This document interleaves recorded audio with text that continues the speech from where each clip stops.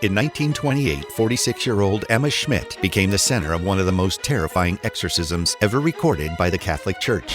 For 23 days, she battled something no one could fully explain.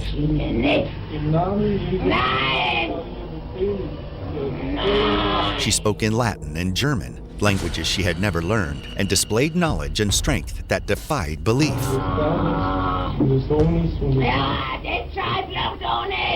This wasn't just a haunting.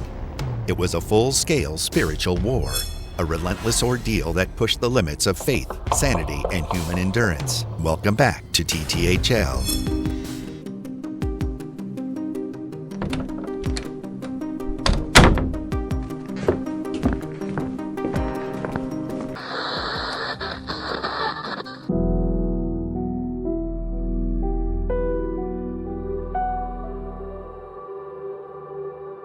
It started in 1908 when Emma Schmidt was just 14 years old. Raised in the Catholic faith, she had always found comfort in her church, until one day she couldn't step inside. Each time she tried, it was like as if an unseen force held her back, freezing her at the doorway. The rituals she once cherished, prayer, blessings, communion, suddenly provoked terrifying reactions. She would scream uncontrollably during holy rites, recoil at the touch of holy water, and violently resist the Eucharist.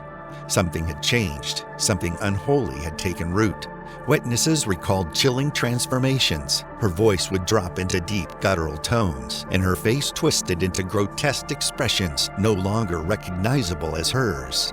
The kind, soft-spoken girl they knew had become unpredictable and aggressive. Emma spoke of horrifying visions, blasphemous figures cloaked in shadow, tormenting her in her dreams and even in daylight. Her family, gripped by fear and helplessness, turned to the church, the only place they believed could confront what had taken hold of her. Doctors were brought in, examinations were thorough. Time after time, Emma was declared both physically healthy and mentally stable. But the troubling behavior continued and only seemed to worsen. Her reactions to sacred objects were especially alarming.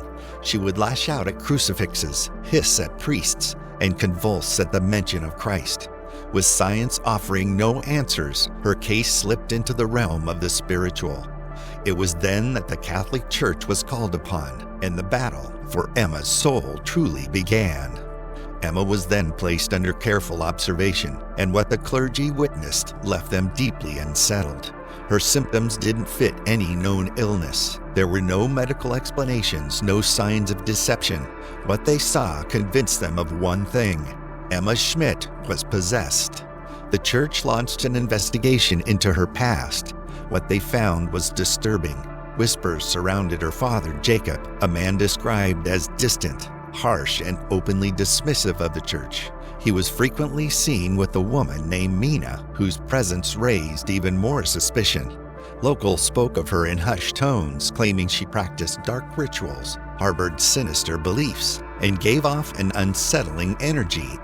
Emma herself told the church that both Jacob and Mina had tried to pull her away from her faith. When she resisted, she believed they had cursed her, and the most chilling claim of all, toward the end of their lives, it was rumored that Jacob and Mina had a spiritual pact, offering Emma's soul in exchange for their own salvation. Years passed and both medical and spiritual efforts were made to help her, but nothing brought relief. Her behavior grew more extreme, her suffering more unbearable. Desperate, they appealed to the bishop, who in turn called upon a man known for his unwavering faith and experience in confronting true evil: Father Theophilus Reisinger. Father Reisinger, a Roman Catholic priest born in Bavaria, had earned a reputation for his unshakable faith, spiritual discipline, and rare courage in the face of darkness. Though he approached Emma's case with caution, he ultimately agreed to take it on, fully aware of what such a battle might demand. To shield the rite from public attention and ensure spiritual protection, the church selected a quiet, sacred setting, the town of Earling, Iowa. It was home to St. Joseph Parish and Reverend Joseph Steiger, a close friend of Reisinger's and a man he trusted to stand with him through what lay ahead. Reverend Steiger had his doubts at first, hesitant to host something so dangerous within the walls of his parish, but eventually he agreed. The convent was quietly prepared. Rooms were blessed, windows sealed shut, and holy relics placed with care. On August 18, 1928, Emma arrived at St. Joseph Parish. The moment she crossed the threshold, the calm shattered. Emma erupted into violence, growling, flailing, and needing multiple nuns to hold her down. She refused food, especially anything blessed with holy water. For hours, she would sit eerily still, her eyes dull and lifeless, until another outburst shook the room. When Father Reisinger arrived, the ritual began.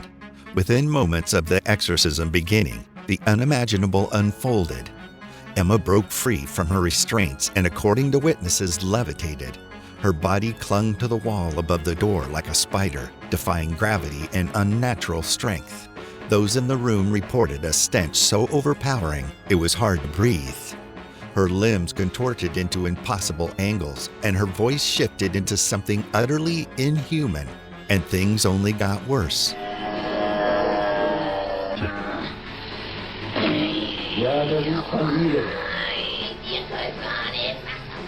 Days passed in a blur of terror. Emma vomited strange, foul-smelling substances, despite consuming no food. The church feared what they were witnessing was no ordinary possession. It was believed that multiple entities were fighting for control.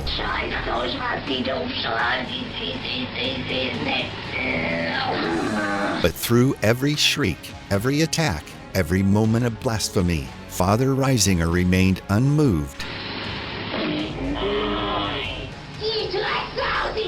He prayed aloud, invoking the power of Christ and the intercession of the Virgin Mary. And then, one day, amidst the chaos, a voice finally answered his demands.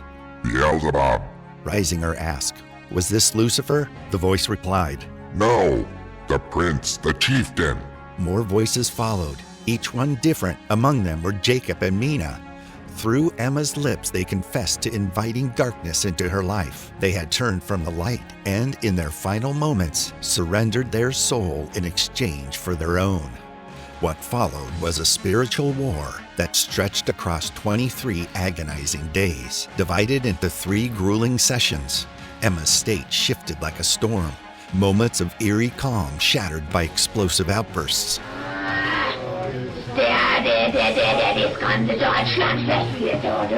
Through it all, Father Reisinger never left her side. He fasted, he prayed, he endured.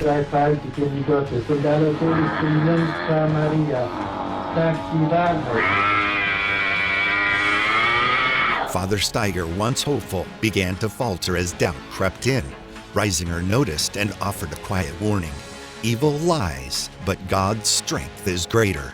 As December wore on, a change began to take hold.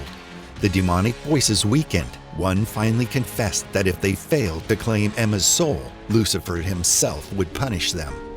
That admission marked a turning point. Reisinger intensified his efforts. The convent rallied around him. Nuns fasted in silence. The chapel remained lit day and night. And then, on December 23rd, just before Christmas, it ended. Emma sat slowly up. Her eyes, once hollow and wild, were clear. She whispered the names that had tormented her for so long, then collapsed gently back onto her pillow, tears streaming down her face. But these weren't tears of pain, they were tears of relief. The darkness had lifted. Her soul, after years of suffering, was finally free. Only one thing remained, a foul, lingering stench in the room, the last trace of whatever had been cast out. But the battle was over. Peace had returned. Emma Schmidt had survived. The church went to great lengths to protect Emma Schmidt's identity, referring to her only by pseudonyms like Anna Ecklund and Mary X in official records and publications. But her story didn't remain in the shadows. In 1935, Father Karl Vogel documented the harrowing ordeal in his book, Begone Satan, a detailed and chilling account that introduced the world to the exorcism of Anna Ecklund. The Catholic Church has never officially confirmed her identity, but many researchers now believe that Anna Ecklund was, in fact, Emma Schmidt. Emma went on to live the rest of her life in quiet devotion. No further disturbances were ever reported. She remained grounded in prayer, grateful for the peace that had finally been restored.